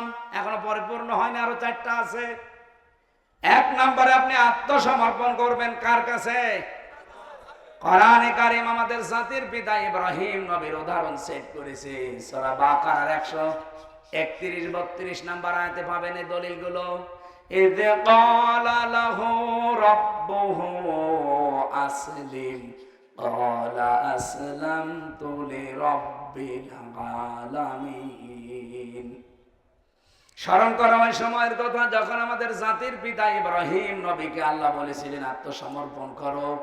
উনি বললেন আমি আত্মসমর্পণ করলাম, স্যালেন্ডার অলরেডি করে ফেলেছি। ওনার স্যালেন্ডারের ধরন কি ছিল? এখানে কয়টা ধরন পেয়েছি আমি, এদিকে তাকান। 1 নম্বরে উনি ধরন দিয়েছেন গাছের মাথায় বসে কোড়াল দিয়ে কাটছিলেন। আল্লাহ বলেন আত্মসমর্পণ করো আসলেন। তিনি বললেন এখানে বসে কিভাবে করা যায়? আল্লাহ বলেন গাছের মাথায় বসেই খাতনা করো। উনি কোড়াল দিয়ে ওখান থেকে খাতনা করে ডাক দিলেন ক্বালা আসলামতু লিরাব্বিল আলামিন। এটা প্রথম ধরন, যেখানে যা বলেছে আল্লাহ ঠিক ওই জায়গায় তাই করেছে। দ্বিতীয় ধরনে এসেছে হযরত ইব্রাহিম এবং ইয়াকুব নবীর নাম পেয়েছি। জীবনে সর্বশেষ যে দিন ইন্তেকালের আগে আওয়াসা বিহা ইব্রাহিম বানিহি ওয়া ইয়াকুব ইয়া বানিয়া ইন্নাল্লাহা আস্তাফা লাকুমুদ-দীন ফালা তামুতুন্না ইল্লা ওয়া আনতুম মুসলিমুন। হযরত ইব্রাহিম এবং ইয়াকুব ইন্তেকালের আগে তার সন্তানদেরকে আমি কিন্তু ধরন বোঝাচ্ছি যে আত্মসমর্পণ কিভাবে করবেন। 1 নম্বরে যেখানে যা বলেছে সেখানে তাই করা। ওনার জীবনে বড় বড় 50টা পরীক্ষা পেয়েছি আমি। সন্তানকে জবাই দেওয়া, আগুনের ভেতরে ঝাঁপ দেওয়া, সন্তানকে মরুভূমিতে রেখে আসা, আল্লাহর কাছে 86 বছর পর্যন্ত ধৈর্য ধারণ করে সন্তান চাওয়া, রব্বি হাবলি মিনাস সালিহিন। এরকম 1টা 2টা না, পুরা জীবনে তার 50টা পরীক্ষা ছিল। প্রতিটি পরীক্ষায় আমার আল্লাহ তাকে উত্তীর্ণ করেছেন। এজন্য যেখানে যা বলেছে আল্লাহর সঙ্গে সঙ্গে তিনি পাস। আল্লাহ রাব্বুল আলামিন বলেন তার দ্বিতীয় ধরন ছিল এটা। জীবনের শেষ দিন ইন্তেকালের আগে সন্তানদেরকে ডাক দিয়ে বললেন আমার কলিজার টুকরা সন্তানেরা, অবশ্যই আল্লাহ তোমাদের জন্য মনোনীত করেছেন একটা দিনকে। এজন্য দিনের আগে আলিফ লাম দিয়েছেন। আলিফ লাম শুধু শেষ না, এর আগে কম আছে, লাকুমুদ্দিন। কম দিয়ে আল্লাহ জানাতে চেয়েছেন শুধু ইসমাইল আর ইসহাক না। ইসমাইল ইসহাক হলে কম দিতাম না, কমা দিতাম। তাম পৃথিবীতে ইব্রাহিমের সন্তান যারা কিয়ামত পর্যন্ত আসবে সবাই এই বহুবচন জমির এই কমের ভেতরে আছে। সুবহানাল্লাহ বলতে পারেন না? তাহলে আমরা ইব্রাহিমের সন্তান যারা দাবি করি, জাতির পিতা হিসাবে যাকে আমরা মানি, নাম কি? আরো জোরে। উনি ওনার সন্তানদেরকে উপদেশ দিয়েছেন, নসিহত করলেন, ওই সন্তানের ভেতরে আমি নেই, আপনি নেই। তাহলে আমাদের জন্য উপদেশ কি ছিল? ইন্নাল্লাহা আস্তাফা লাকুমুদ-দীন। অবশ্যই আল্লাহ তোমাদের জন্য একটা দিনকে মনোনীত করেছেন, নির্বাচিত করেছেন, পছন্দ করেছেন। এখন দিন কি? এই রাতের পরে যেটা আসবে ওই দিন। বলেন বলেন। কোরআন শরীফে আমি দিনের 19টা অর্থ পেয়েছি। প্রতিটি জিনিসের সামনে আপনাকে আত্মসমর্পণ করা লাগবে। সবচাইতে বেশি আমার কাছে পারফেক্ট মনে হয় দিন মানে জীবন ব্যবস্থা, ইসলাম। এজন্য ইন্নাদ-দীনা ইনদাল্লাহিল ইসলাম আফা গায়রা দীনিল্লাহি ইয়াবগুন ওয়া লাহু আসলামা মান ফিস সামাওয়াতি ওয়াল আরদ ওয়া মান ইয়াবতাগি গায়রাল ইসলামি দীনান ফালা ইউকবালা মিন। এরকম সূরা 17টা আয়াত আছে। এই সবগুলো আয়াতের সামারাইজ কথা এই, আল্লাহর কাছে মনোনীত একটাই জীবন ব্যবস্থা, তার নাম ইসলাম। সুতরাং বাংলাদেশে যারা আজ ইসলাম বাদ দিয়ে অন্য কোন বিধান, অন্য কোন নিয়ম নীতি কায়েম করতে চাচ্ছেন, আল্লাহর কসম আপনি জীবনেও ইসলামে পরিপূর্ণ প্রবেশ করতে পারেননি। আমরা ইসলামে পরিপূর্ণ প্রবেশ করতে চাই। এই জন্য জীবন ব্যবস্থা হিসাবে এই বাংলাদেশে আমরা কায়েম করতে চাই কাকে? ইসলামকে। বলেন বলেন, আরো জোরে বলেন। এটা যদি আপনার কাছে রাজনীতি মনে হয়, এটাই তো আমার রাজনীতি। এটা যদি ধর্ম ব্যবসা মনে হয়, এটা আমার ধর্ম ব্যবসা। কারণ আমি ইসলামে পরিপূর্ণ প্রবেশ করতে চাই। আমার পিতা আমাকে ওসিয়ত করেছে, এই কথা বলছেন এখানে। আমার পিতার শেষ ওসিয়ত ছিল ওয়ালা তামুতুন্না, মরবা না ইল্লা ওয়া আনতুম মুসলিমুন, যতক্ষণ মুসলমান না হতে পারো। তাহলে আমরা পুরুষ মানুষ যারা, আমাদের মুসলমান হওয়ার নিয়ম, মেয়েরা যারা এসেছে তাদেরও মুসলমান হওয়ার নিয়ম নেই? এই কোরআনে আল্লাহ 500 আইন দিয়েছেন, শরীয়তের বিধান বলা হয়। এগুলোর সামনে স্যালেন্ডার করা, আত্মসমর্পণ করা, নিজের মন আর বলে কিছু নেই। ওই যে আয়াতটা পড়লাম আমি শপথের দিনও পড়েছিলাম, ইন্না সলাতি, এর ভেতরে সব আছে। অনুসুকি, এর ভেতরে আরো বেশি আছে।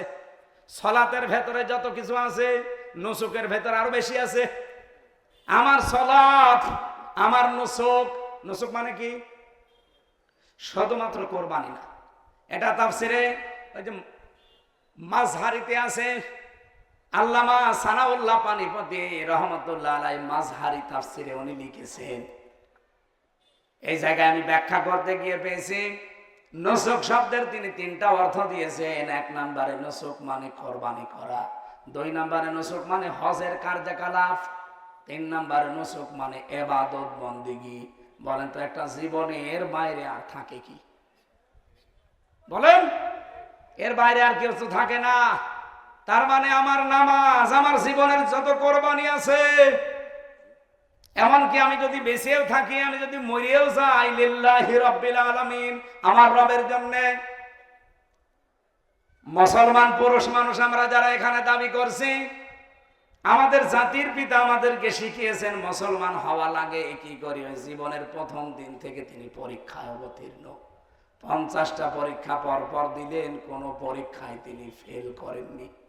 আমরা তার সন্তান হিসাবে ফেল করলে হবে? বলেন বলেন। আমাদের মা হযরতে হাজেরা, তিনিও পরীক্ষা দিয়ে তিনি এমন মুসলমান ছিলেন আল্লাহর সিদ্ধান্তের সামনে। তিনি শুধু স্বামীকে বলেছিলেন, স্বামী আমার মরুভূমির ভেতরে পানি আর খাবার ছাড়া আমার এই মাসুম বাচ্চাকে সহ রেখে যাচ্ছেন, এটা কি নিজের ইচ্ছায় না আল্লাহর ইচ্ছায়? হযরত ইব্রাহিম 86 বছর বয়সে পাওয়া সন্তান, কথা বলতে পারছিলেন না, শুধুমাত্র ইশারা দিয়েছিলেন আকাশের দিকে, আমার ইচ্ছা না আল্লাহর ইচ্ছা। হযরত ইব্রাহিম নবী আলাইহিস সালামের কথা ইঙ্গিত দেওয়ার পরে হাজেরা আমাদের মা, তিনি যে কথার জবাব দিলেন যে নিশ্চিন্ত মনে বাড়ি ফিরে যান। ওই আল্লাহর উপরে আমার ভরসা এতটাই বেশি আছে, যার আদেশ মতো আপনি আমার সন্তানকে মরুভূমিতে রেখে গেলেন, উনি জীবনও আমার সন্তান আর আমাকে পানি আর খাবারের অভাবে মারবেন না। তার এই বিশ্বাস সত্য হয়েছিল না হয় নাই? এখনো পর্যন্ত তার প্রমাণ চমচম। এক কথা বলে দেখেন, নবী ইব্রাহিম দোয়া করেছিলেন আমার সন্তানদেরকে ফল ফলাদি দিয়ে তুমি রিজিক বৃদ্ধি করে দেবে। আপনি দেখেন, খালি পাহাড় পাথর আর মরুভূমি, কিচ্ছু নেই, অথচ আরব জানে কোনো খাবারের অভাব আছে। ইব্রাহিম নবীর দোয়া এটা, মানে হাজার হাজার বছর আগে দোয়া করেছিলেন, ওখান থেকে আরম্ভ হয়েছে। যদি ইব্রাহিমের আদর্শ আজও তারা মেনে চলতে পারে, তাদের অভাব কোনোদিন হবে না। আমরা ইব্রাহিমের সন্তান দাবি করছি, আমাদের মা বোনদেরকেও হাজেরার মতো এরকম তাওয়াক্কুল করা লাগবে, ভরসা করা লাগবে। কার প্রতি?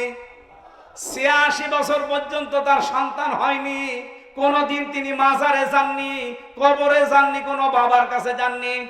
আর আপনি, আপনার ভেতরে আকীদাটা, আমি এই যে ইসলামে প্রবেশ করার 5টা কথা বলছিলাম, তার 2য় নম্বর এটা, আকীদা সাফ করা লাগবে, আকীদা বিশুদ্ধ করা লাগবে। অধিকাংশ মেয়েদের নামাজ আছে, রোজা আছে, পর্দাও করে, কিন্তু একটু অসুখ বিসুখ হয়ে গেলে, সন্তানাদি হতে একটু দেরি হলে ওর আর মাথা ঠিক থাকে না, চলে যায় একবারে আটরশি, একবারে চলে যাচ্ছে যে সুরেশ্বরী। আর এই যে গোয়ালন্দ ঘাট পাওয়ার আগে এক মাজার আছে, অনেকে যে মাথা ঢোকাচ্ছে। এমনকি আমার মতো হুজুর পেলেও অনেকে পাগল হয়ে যায়। সেদিন বগুড়াতে এক মহিলা এসে বলছে, মহিলা না স্বামী পাঠিয়েছে, ওর স্বামী এসে বলছে হুজুর আপেল পড়ে দেন। আমি এসরা ফাতিহা পড়ে ফু দিলাম, আমার কানের কাছে মুখ নিয়ে বলছে এমন ভাবে আপেল পড়বেন যেন ছেলে হয়। আপেল ফেলে দিলাম। বলছে আপেল কই? বলে ফেলে দিয়েছি। কেন? আরে ভাই আপেল পড়ি যদি ছেলে হইতো তে আমার ম্যাডামের 3টে মেয়ে হইতো না। আমি ওরে শুধু আপেল খাওয়াতাম। এত কিছু পড়িয়ে শুনিয়ে তারপরও 3 মেয়ে, আর আপনি আমার কাছে এসেছেন যে আপেল পড়া নেবেন। আপেল ফেলে দিয়েছি। আমার বউ পাঠিয়েছে খালি মারবার মেয়ে হয়, হুজুরকে দিয়ে এমন আপেল পড়াবেন যেন ছেলে হয়। আমি কি ডাউনলোড করে দেব? মা বোনেরা, আকীদা বিশুদ্ধ করেন। একটা মাজলুম দল বাংলাদেশে, জামাত ইসলামী বাংলাদেশ, তাদের আকীদা ঠিক নেই, আকীদা ভ্রান্ত। এই কথা তুলে অনেকে ফতোয়াবাজি করে। দাঁত মুখ খুলে ফেলা দরকার এই শয়তানগুলো। কিসের আকীদার কথা বলেন? বাংলাদেশ জামাত ইসলামের আকীদা হচ্ছে আল্লাহর জমিনে আল্লাহর দ্বীন কায়েম করা। এর বাইরে যদি কোনো আকীদা থাকে ওই জামাত আমি মানি না। আপনি জিজ্ঞাসা করে দেখেন, যদি কেউ থাকে জামাত ইসলামের, তারা এমনি গোপনে বলেন যে তোমার আকীদা কি? ও যদি বলে আমার বাবার আইন কায়েম করা আমার আকীদা, ওরে ওই সময় ওই দল থেকে বাদ দিয়ে দেবে। আমার আকীদা হচ্ছে আল্লাহর জমিনে আল্লাহর আইন চলবে। আলাহুল খালকু ওয়াল আমর, এই কথা বলছেন না কেন?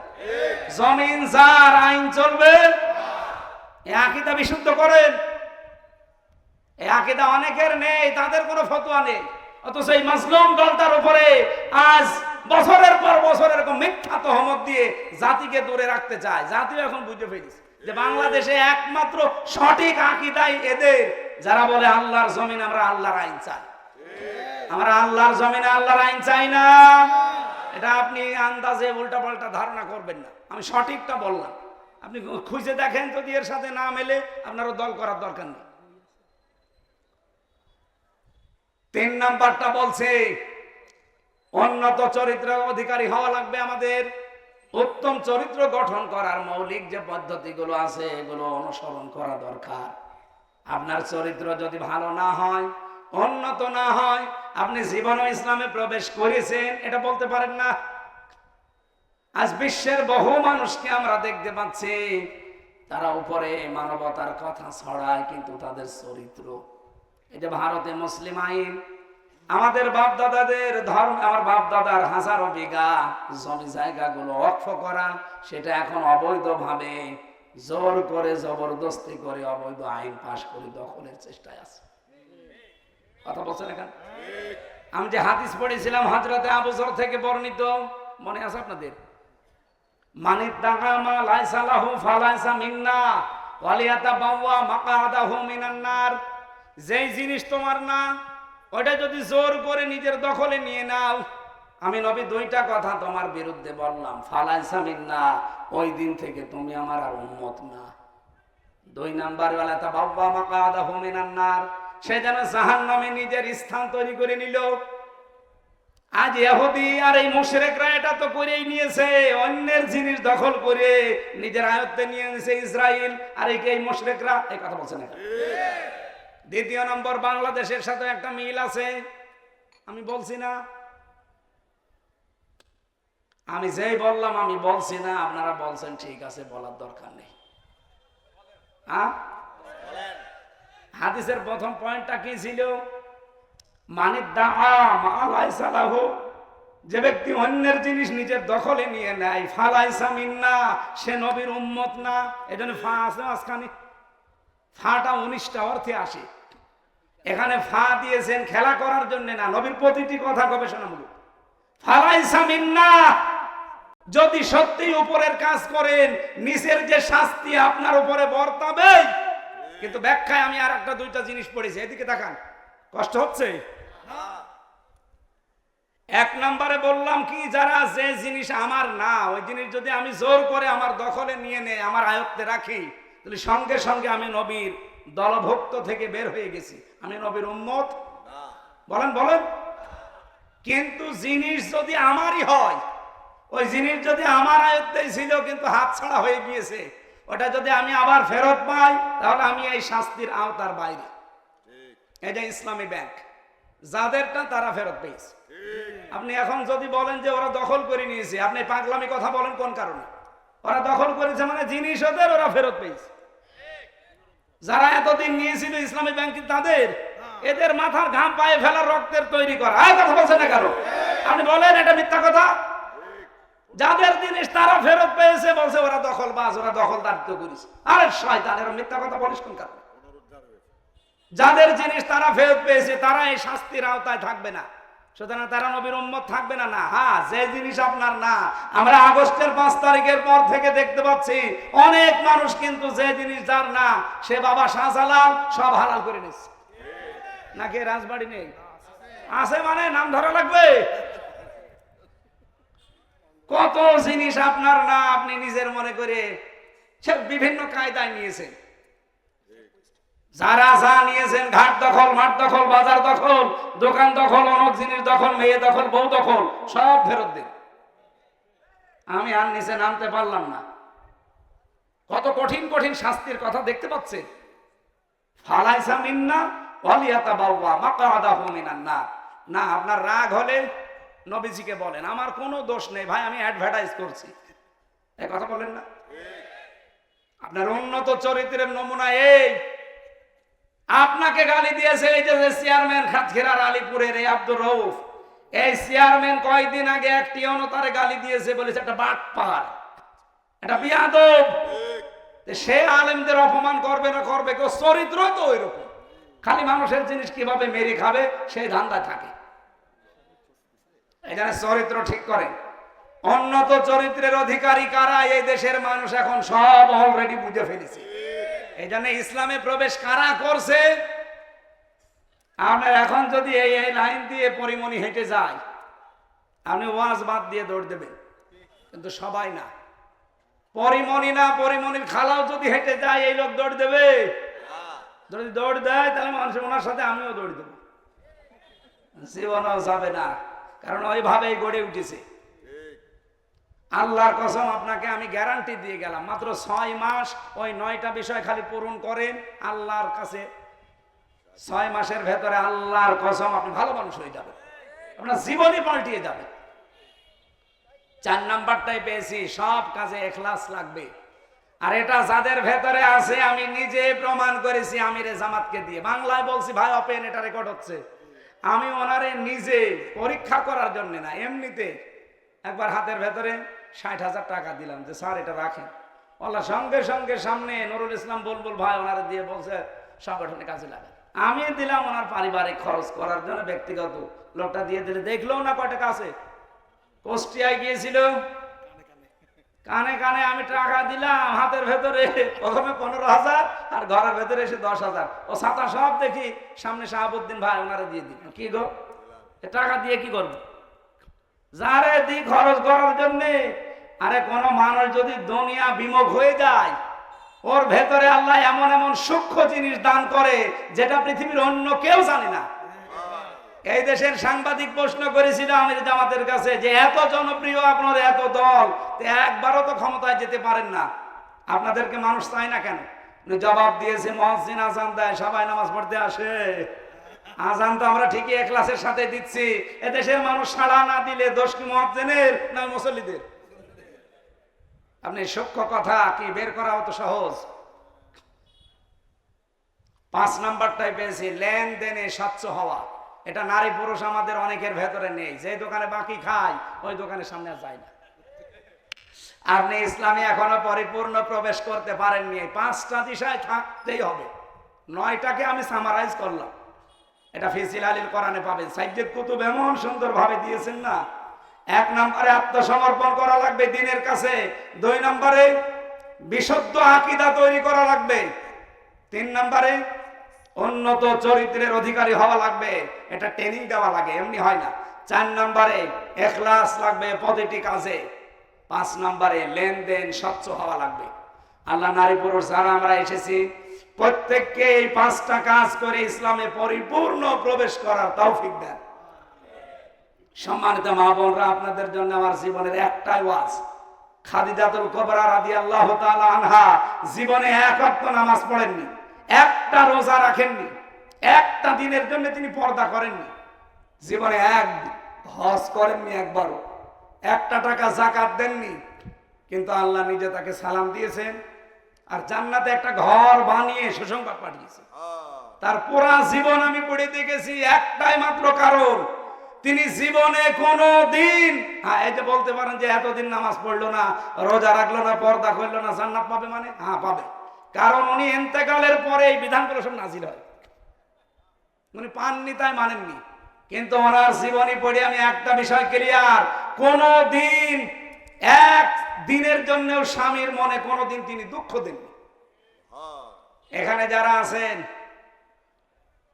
একটা কথা আপনি বলতে পারবেন যে জীবনে বিয়ের পর থেকে আজ পর্যন্ত কোনোদিন একটা দিনের জন্য আমার স্ত্রীর কাছে আমি কোনো দুঃখ পাইনি?